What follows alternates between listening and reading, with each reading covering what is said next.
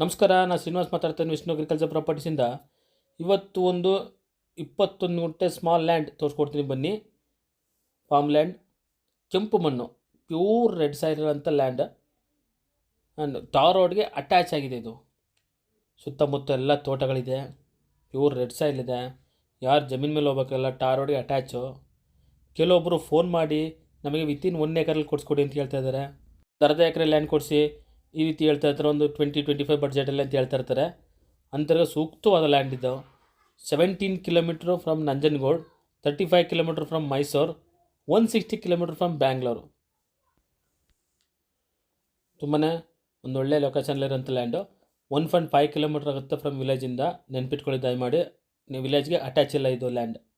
General property, documents ಅಂತ clear ಇದೆ. Purchase ಮಾಡಿರೋ ಪ್ರಾಪರ್ಟಿ ಇದು, ಅವರು ಲೀಗಲ್ ಮಾಡಿ ಮಾಡ್ಕೊಂಡಿದ್ದಾರೆ.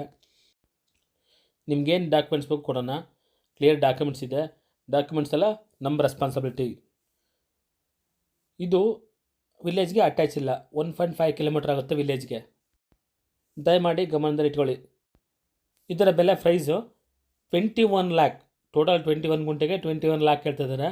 ಕುಂತ್ಕರ ಸ್ಲೈಟ್ ನೆಗೋಷಿಯಬಲ್ ಅಂತ ಹೇಳಿದ್ದಾರೆ. 1 ಲ್ಯಾಕ್ ಕಮ್ಮಿ ಆಗ್ಬೋದು ಅಂತ ಹೇಳಿದ್ದಾರೆ.